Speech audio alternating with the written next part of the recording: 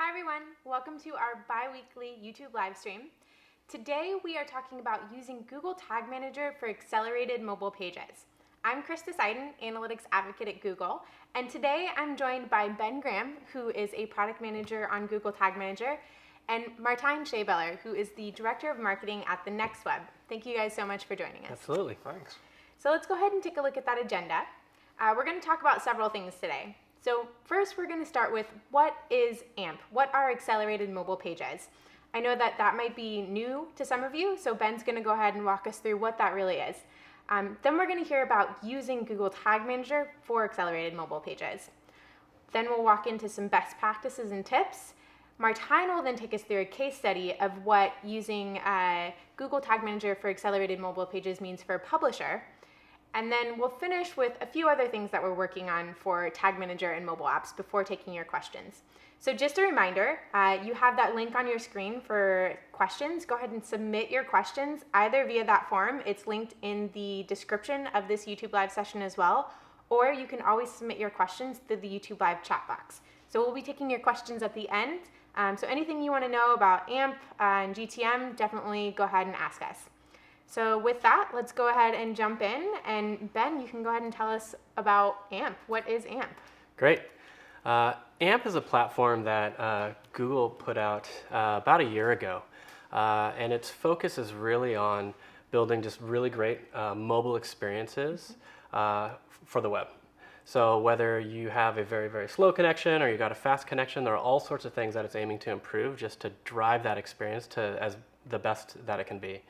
So that's download times, that's also things like the page jumping around when you're scrolling through and reading an article, those sorts of kind of annoying things that get in our way. It's focused at really tackling some of those and improving the experience for everyone. Awesome.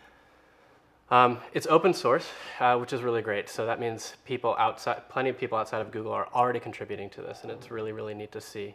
Kind of the initial numbers coming back are really encouraging. So we've seen pages that are loading 4 times faster rather, and sending down a lot less data to the devices that are actually browsing this, which is a huge win for whether you're worried about your bandwidth or it's back to that page speed. Yeah, so it sounds like AMP pages in general are making that user experience on mobile just much, much better. Absolutely, absolutely. And in Tag Manager, we absolutely love AMP. So this is something that we really want to start pushing out there and getting a lot more people using. And it's something that we're trying to take AMP and make it even easier to use when you're implementing measurement solutions on your pages. So some of the things that we're focused on are kind of the more difficult areas to get on board with AMP in terms of above and beyond the basic sort of tracking that's in place. We'll dive into the specifics of what some of this looks like, but outside of just doing a single page view metric for a single provider, it really starts to get kind of convoluted and complex in order to implement that on your AMP pages. So this is something that Tag Manager specifically is going after and really trying to make it much easier for everyone, as well as bringing all those Tag Manager features that people are used to, like previewing and deploying across different properties and sites. So it sounds like there's a lot of benefit to be gained with AMP, but just on its own, it can be a little bit difficult or heavy to deploy. On the measurement side of things, that's right. It's just different than what we're used to. Gotcha. So let's take a look at what that looks like. For just a generic Google Analytics installation to look at page views, this is the snippet that you drop on your page, on your AMP page. Mm-hmm. Looks a little bit different than what we're used to. We're used to seeing JavaScript and a bunch of code kind of thrown together. This looks very code-like and developer-friendly, but it's not what we're used to. AMP has dedicated a whole library inside of their platform to analytics, just for measurement. So the team and everybody involved knows that measurement's important, and they're trying to make that as flexible as possible. So they built things like flexible trigger support and the ability to kind of really build out those more complex scenarios within your measurement solution for your AMP pages. What I'd like to do is take a look at, this is a snippet for GA. Mm-hmm. Now, if you want to install Tag Manager on your AMP pages, this is the snippet that we have. So it's a single line that we drop on the page, basically in the same place, but this is what you'd put on every single one of your pages moving out. So that's significantly different. In the last scenario, it was a large block of code that you would have to put on every page, and now it's one line of code to implement via Tag Manager. Yeah, that's right. And this is using something that AMP has given us using remote config. So what this lets us do is Google Tag Manager can take care of that complexity of figuring out what that config file should look for you. That gobbledygook of JSON is what it is. That's an official term, right? Gobbledygook? Gobbledygook, yeah, absolutely. Look it up. So just a couple of notes about Tag Manager in AMP. It is dynamic configuration that you get in the other platforms. You'll have that on AMP as well. So if you need to make updates, you don't have to go redeploy to your entire site. But it does require a new container in Google Tag Manager. So if you're already using Tag Manager today for your websites, this would be a new additional container that you create specific for AMP because it functions so much differently. Yeah, so that's an important thing to note about just implementing Tag Manager for AMP is that it is that new container. So there's a little bit of upfront cost in terms of development work and implementation, but the benefits sound like they're definitely worth it. Yeah, absolutely. I think it'd be helpful to take a look at what it looks like past a page view. So if we look at what analytics requires, we've taken that original snippet that we dumped on the page, and you can see it's almost twice as large just to track one more thing. So this would be tracking link clicks, anchor clicks on your web page and page views. And that's it. It required a whole new to know a different URL that you had to specify. You had to add this new trigger and understand what that meant and what all that configuration looks like and what it's for. And this is for just one different type of trigger. Each different type of trigger inside of AMP Analytics has a different configuration with different settings. And it would make that code grow and grow and grow. Absolutely, absolutely. One other note is if you decide to use more than just one provider, so if you're using AdWords conversion tracking or DoubleClick in addition to Google Analytics, you can double whatever you've got in here because you've actually got add a whole additional section that replicates this for each individual provider. Right, and I'm sure Martijn especially can attest, as a publisher, you're using multiple platforms, right? Definitely. If you start adding more context to your pages, these JSON snippets really get out of hand. Yeah. So now we'll dive into what it looks like, how the snippet changes in Google Tag Manager. So that's for all of your different triggers. Now I'm being slightly silly here because you don't quite get that for free, but it does not change, and that's really what we're aiming for. So what it really comes down to is going into Google Tag Manager. We provide a user interface to be able to select which types of triggers you want to use that are available in AMP. And then we've got these are just a couple of examples of some of the built-in variables that we offer. So you don't have to necessarily go back each time and look at what that is and try to figure out where in that giant JSON file to put those values and how to piece all that puzzle together. So everything that was in that last snippet, that really long one that only had that one additional event that you were tracking, that's all now contained within this one snippet. It's all there, and you're doing all those modifications through the GTM user interface. That's right. That's right. And then in terms of like the deployment, we've shown the snippet is pretty small and easy, and you essentially just put that on every single one of your pages. In GTM, all you need to do is jump into GTM, create a new container for AMP, put the snippet on your page, and then go to town tagging within Google Tag Manager, preview your site, and then publish it, and you're ready to go. Awesome. Yeah, pretty standard to how you would do any GTM implementation, but just with that new container for AMP. Yeah, absolutely. That really focuses on those differences between what we're used to in the web, normal web, and what AMP provides. Yeah. Awesome. And a couple of things that I think are important to mention about AMP. Again, it's a different platform, and they've got rules and restrictions. One of the biggest things that we don't have available in AMP is JavaScript. We can't just go create whatever JavaScript we want, ask our developers to help us out and create new functionality and just drop that on the page. It's just not an option in AMP pages. So that provides limitations across the board when you're building your AMP pages or you're deploying your measurement solutions. And again, when it comes into how we're used to doing things, we're really used to JavaScript, right? We've gotten really good at it. It's not an option when you're dealing with AMP. So that's one thing to point out and one limitation. And then another thing here is, as things stand today, there are certain things variables that you may want to reference that are only available on the client. Now, oftentimes with Google Tag Manager, we don't really have to think about the client and the server because we manage all that for you. But there are plenty of times where you've set up a trigger, for instance, of when you want this to fire, and it's conditioned based on something happening in the client. That's not always available in Google Tag Manager. So we'll present that to folks and say, hey, you're not allowed to do that because we don't have that information available ahead of time. Gotcha. Good to know. Yeah. And then one other thing I think that's really important to think about before you actually get started and assume everything's hunky-dory is think about how you want to view these, the results and the measurement in Google Analytics or whatever platform you're looking at. You know, some people set up a different property, some people just set up different custom dimensions. There's all ways of, a whole slew of ways of slicing and dicing this information, but I think it's a good idea to think about that ahead of time so you can figure out how to isolate that AMP traffic, for instance. Yeah, I think that's a really good call. Almost similar to what we say for any implementation in terms of thinking about your measurement plan and thinking about how that data is actually going to look in the analytics UI when you're trying to read and analyze it. I know Martijn was actually mentioning to me the other day that their AMP pages have a different URL than your regular pages. So they are going to come in looking differently, and you should think about ahead of time how you want to visualize that and separate that out in your analytics accounts. Yeah, absolutely. And then diving in a little bit deeper, you know, I mentioned this kind of client and server, and there's some limitations. Not all hope is lost. You're still able to track things that are important to us. And I'll just quickly run through an example of a product page for something. I've chosen skis because I'm a huge snow skier. It's one of my passions in life.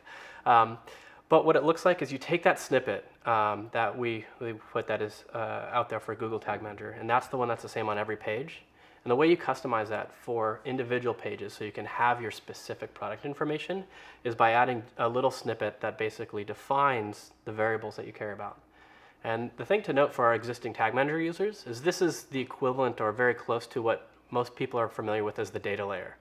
So it's not quite a direct translation, but it's pretty darn close. So here you define what you want in this in your variables, and then from within GTM, you just create a new variable, and you choose AMP variable, and then you configure the name that you called it. So you can see here that I use ski.length, and this then means that I could pass ski.length and its value to any of the measurement providers that I'm using. That's awesome. So very similar to how you would use Google Tag Manager and a data layer on a normal web page. That's right. You can get a lot of that individual information that you want to gather here from an AMP page. Absolutely. Yeah, that's the entire goal. And now I'd like to turn it over to Martijn. He's director of the Next Web, and he can dive into a little bit of specifically how a large publisher has really taken and started embracing AMP and then also used Google Tag Manager. Absolutely. So one of the bigger things for us as a publisher is that we also like to provide more context to our web analytics. So if you look at an average article page, like this one, you really would like to know more about what you see there in your web analytics. Like we got the basic page view information, but like we talked about before, you want to provide more context. And like AMP is great in giving the users a better reader experience, but for us as a publisher, there are multiple ways to do that. And over the last year, a lot of other social platforms came out with their own solutions to do so. So for us, it was really hard to guess what the opportunity was for AMP specifically. But being at an open source project and having a lot of geeky developers in our company, it made it great that they could work on the open source project like together with the original founders of the project. And in the end, it really leads back to what AMP stands for, is really providing a better user experience, faster load times, but also easier interaction with the page. So I think about 11 months ago now, we started implementing AMP very low key, and we saw that the first results were like less than 1% of the page use. Because the adoption rate for platforms that are using AMP was very low at the time. But currently, due to some viral articles from time to time, we see that like the adoption rate of AMP is going up to 5 to 10% already. And like with more platforms are going to support this, like Twitter, LinkedIn in the future, this will probably increase even more for us, which is a good thing. So recent additions for us in AMP have been adding related stories, increasing the engagement and increasing the opportunity for the user to view and click more articles. The great thing about AMP itself is that there is a very visible and open roadmap that will allow you to see what's going to happen. So things based out of that make us that like newsletter sign-up forms, which were just released a week ago, become available to us as a publisher to get more newsletter subscribers. So what really drove us to like using Google Tag Manager instead of like the classic analytics that Ben just talked about was really like an easier implementation. The JSON objects that you would need to use to provide more context with like all these custom variables is very interesting to do if you would like to stick with AMP Analytics and would like to track a lot of information. So like moving that data layer that you know from the web version, we try to port that over to the custom variables that we have available now in GTM for AMP. And really moving towards GTM for AMP made it possible for us to really save on the cost of implementation there, because making a lot of changes to a big JSON object with a lot of information for us as being a relatively big publisher, that's quite hard. But one of the great other integrations that Google Tag Manager has is like the visual tagging templates for our measurement partners, for example, but also like scroll tracking that we talked about before and that we're going to dive in a little bit deeper later. Because that provides us with more insights into the interaction of our users and to really get some sense and to really make sure that you can report on what they're doing on the page. And later on I will show you an example of that. So to highlight once more, like really the big things for us as a publisher are more integrations to make sure that we can track more interaction, but also more context about article pages for most.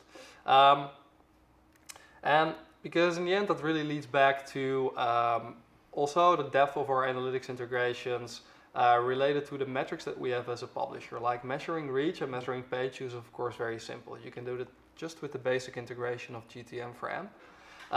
But measuring engagement and really trying to get some sense into what the user is clicking on a certain AMP page, but also where that leads to, in like, is the user becoming more loyal or what is he doing? That makes it really complicated if you would need to do that with classic AMP analytics. And Google Tag Manager for AMP makes it really easy because it's better and easier to organize like the things and the triggers that you would like to use for tracking certain elements on the page. Let's say sharing buttons, related stories, or newsletter forms. And then the last one is of course increasing the user's retention and their loyalty, making sure that they come back more often to us as a publisher, like building our brand. So being able to follow them or leverage the information that we have about them for remarketing is great because GTM for AMP has these tag templates already available to do so. So how that really looks like from an implementation perspective for us is like we moved most of the data layer information and the custom variables that we had built in previously into classic AMP analytics and moved them over to the custom variables, how we know them these days in GTM for AMP. So we send data like author, the publish date to really get more context in our web analytics on what the page is about. So we know, like Krista mentioned before, like if you first know what you're going to report on, then it makes it also easier to change the integration and save more information about what the user is doing or what you can do with the context on an article page. We need to send the data to like measurement partners like Quantcast and Comscore, so that's what we use the visual tagging templates for. And in addition to that, we have more custom tracking in place for scroll tracking, just to make sure that we can measure like, okay, is a user reading 20% of the article? How long is that article? Or is he reading like the whole article? That's pretty significant impact if the user is reading 100% of a 200-word article versus a 3,000-word one. Or other tracking, like I said before, like sharing and related stories. So the current phase that we're in is we're trying to follow as much as we can about the current roadmap of AMP, trying to work closely with the GTM team on making sure that we can implement that as fast as possible. And hopefully then what you will see is the screenshot here is like one of the examples on what we try to get as much as possible, get our AMP pages on top of the related or the top stories in Google search results for high volume keywords like the Samsung 7 in this case. But knowing that that page that will rank for us and knowing in our web analytics what like the context is, that it's about Samsung, that the article was like published an hour ago, that's very important information for us to know in our web analytics setup. So this is one of the examples I wanted to highlight where GTM for AMP is really giving a lot of benefit over like the classic AMP analytics setup, because it allows you, by not using JavaScript but just using the features that are available in GTM, to measure scroll depth. And that's very important, like I said, for a publisher. We would like to know how far down the page a user is reading and how much of the article he is consuming. Yeah. So by using the custom funnel reporting in Google Analytics, we are able to, based on the GTM tracking, measure the impact it has on a certain page. Yeah, I think that's really cool, Martijn. Actually, custom funnels are my very favorite report in Analytics 360. They're the best. But I think it's a really good use of custom funnels here because you're using events at every step. And that's something that you wouldn't be able to do with the traditional goal funnel. You'd have to set that up ahead of time. You couldn't use an event as the last goal step. So this is a great use of that and a great use of scroll tacking to really be able to see how a user progresses all the way down your page. Absolutely. So that's awesome. I want to go ahead and switch gears just a little bit because we've actually launched several other new things in Google Tag Manager for mobile apps recently. And Ben, I wanted to give you a chance to just kind of update our users on what's new there. Great, thank you. Just quickly touch on what we did back in May. At Google I/O, we launched a new version of our SDK, and this is for mobile apps. So where AMP is focused on mobile web browsing experience, these are for app developers. And what we did there is we took Google Tag Manager and started embracing Firebase, so we could leverage all of the power that Firebase provides when you integrate on their SDK. One of the big things there is when you want to trigger things, for instance, in Google Tag Manager to go out to whatever measurement provider you're using, like Google Analytics. Firebase Analytics actually has automatically detected events. And these events, as soon as you install Firebase, the Firebase SDK, they're available. You'll start seeing your Firebase data populate, and it's just there. It's really wonderful. Sorry, I didn't mean to interrupt you, but I think that's really important because a lot of those metrics are ones that you wouldn't get out of the box with like the GA SDK, such as crash reporting and various like very mobile-centric. Yep. Yeah, absolutely. Well, what we did with Google Tag Manager, because we've tapped into that mechanism that Firebase has, is without any additional development work other than including the GTM SDK, you can actually start tapping into those events as triggers within Google Tag Manager right away. So that was available in May, and it's been possible to do this since then, but we haven't made it very easy for people to figure out exactly how to do that. So a few weeks ago, we launched a bunch of new UI updates that make this a lot more intuitive. And now when you're in a new mobile container inside of Google Tag Manager, you've got triggers available that correspond to all of those events that you automatically get for free.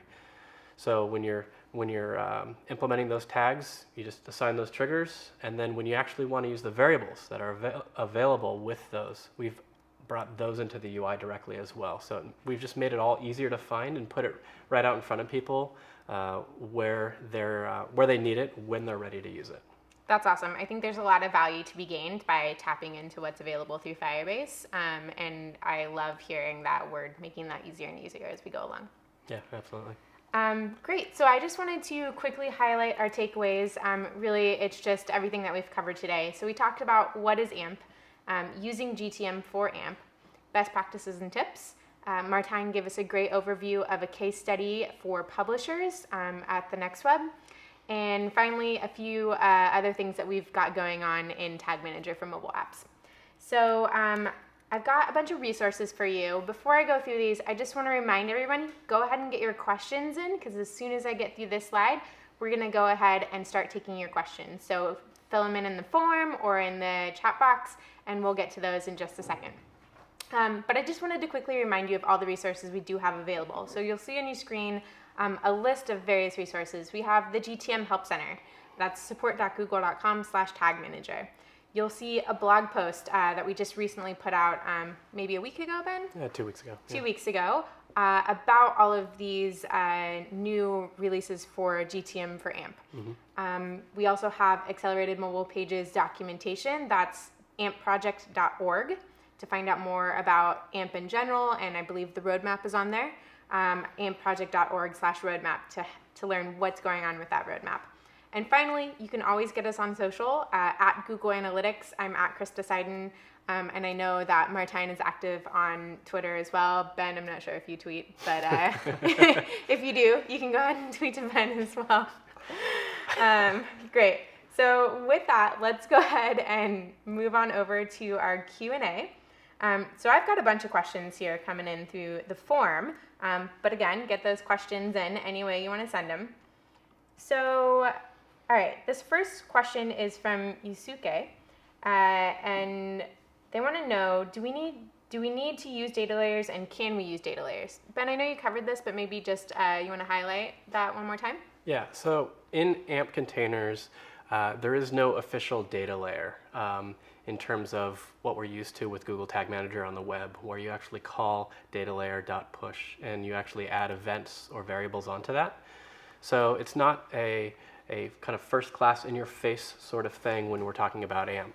But we do have those variables. When you define variables inside of your analytics tag, or snippet rather, on the AMP page, those will be available to set up for use as variables in GTM. Great. Jeff wants to know, can we push custom data layer variables to GTM via AMP? You might have just covered that a little bit, but if you have any other thoughts there. I think that pretty much covers it. Okay. That's it. I should listen more while you're answering. Manpreet wants to know about the installation and implementation of events and general best practices. So are there benefits of installing through GTM compared to hard-coded? Well, I think you highlighted several of those benefits. Yeah, I think a lot of that comes to the complexity that's required to really understand the whole kind of guts of how that giant JSON is configured, and then needing to go in and tweak that as opposed to just making a few small changes in the UI within GTM. Great. Phil would like to know, why do custom AMP variables not work in lookup tables? So this is a tricky one. This is a fun one. This gets into what is available on the client and what's available on the server. And AMP right now, the way that it is, we don't have a lot of those client-side specific variables in the server where we're making a lot of those decisions about how and where to place those variables. So lookup, there is no client-side necessarily lookup tables that happen on the fly. That's just something that's not available in AMP today. Gotcha. So it's only what we have available on the server when you first make that request, the GTM container. And is that just a limitation of how the pages are actually being served and kind of the fast? Yeah, a lot of it really comes down to the fact that AMP doesn't have custom JavaScript, Gotcha. Which really enables us to do a lot more working of the data and kind of doing things on the fly in the client. Gotcha. Another question from Phil. Why are AMP events not selectable as triggers? I thought these were worded as events, but they are different. These, the triggers, let's see how to phrase this best. The triggers that are available in AMP are available in triggers. The events are really about the names that are used for that. So there may be some confusion in the naming there, and I'd need to take a closer look at that. But by and large, most of we tried to really get parity with what's available in AMP Analytics, doing everything custom, and what's available as built-in triggers. Great. Jeff wants to know about scroll triggers. So maybe Martijn, you can go ahead and answer this one if you know. Are there any plans to? Oh, well, this is roadmap, so this is all done. Are there any I wish I knew. Are there any Just tell me plans to that. allow us to trigger a tag not on percentage, but upon reaching a certain content module or element, some kind of an anchor tag? I'd love that. Some kind of a view box or something like that. So specific to scrolling, that is not something that's available today. But what is available is a viewability trigger. So instead of just a page view of, hey, this page loaded and we can fire off an event, you can get a little bit more creative with viewability in terms of picking a unique element on the page and only firing when that element is visible or it's a certain percentage visible. So that may achieve what you're after on that front. Awesome. I'm going to have to play with that because, Jeff, I've had similar questions in the past. Yeah. Jeff also wants to know what's the difference between using page scroll trigger and page visibility trigger. Sure. So page visibility trigger its primary function is as we would suggest that as soon as the page loads and everything's finished loading, it will fire off that hit. So whatever tag is configured to work on that, whether it's Google Analytics or AdWords conversion tracking, whatever that may be, we'll fire that as soon as the page loads. With the scroll triggers, what that does is it actually monitors how far down in the page you are. So if the page is, let's just 2,000 pixels tall, once somebody gets halfway through that and you have a scroll trigger set up for 50%, that trigger will then fire at that point in time. So it's really about tracking how far they've been able to get down the page for pages that have scrolling enabled. Great. Dan would like to know, he says, I've been using fields to set with AMP, and I've noticed the variables are not being appended to the request strings even when I'm just hard coding them. Is this a bug? This is an ongoing feature request that we have within Google Tag Manager for this. So today, as it is, they're in fields to set. It's not going to behave as we would all like it to, but it's something that we're definitely looking at and working on. Feature request, not bug. Will we see, another question from Dan, will we see the scroll triggers brought into normal web containers? Yes, please. Yes. Well, I would love to see that as well. It's something that's on our radar for sure. It's something that it's very powerful, especially I think in Martijn's case as a publisher, but outside of publishers as well. It's something that is really useful it's another step in measuring user engagement. Yeah, so currently we need to do a lot of work in the web version to get that to work and to get that to behave properly. So feature requests on my side as well. Feature requests all around. All right, guys, I think that's all of the questions that we have that have come in. So I might just ask both of you as closing thoughts, what's your one tip or suggestion to people when getting started with GTM for AMP? With GTM for AMP. Or AMP or GTM. Or just whatever AMP or whatever you'd like to suggest to the audience today.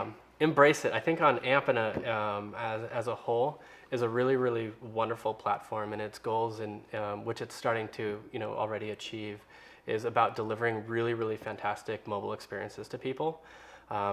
So there are, for your web developers and such, there are a few constraints that they need to operate in, but it is worth the price. Having those really, really quick experiences and having, for instance, pages not jump around as I'm scrolling and reading through content, it's really, really, really nice to see. So I'd say embrace it, and a part of that, at Google Tag Manager, we're really trying to make sure that when you go to set up your measurement solutions, to make that portion as easy as possible.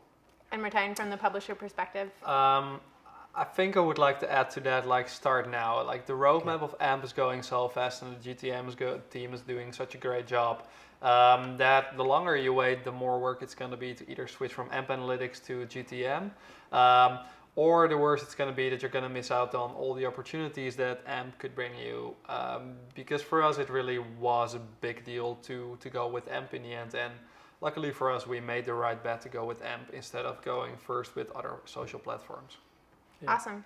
And I'll just add on to the roadmap bit. The AMP team is constantly adding a bunch of new stuff all the time. They are really sprinting. So, what may be perceived as missing or unavoidable things, they've had continual release after continual release of adding new features and functionalities. So they've really stayed on top of it. Awesome. Well, thank you guys so much for joining us today. I think this was really beneficial for our users, especially bringing in that publisher viewpoint of how you would actually put this into practice. Yeah. So thank you, Martijn, for joining us. Thanks for having me. And thank you guys for tuning in. See you next week.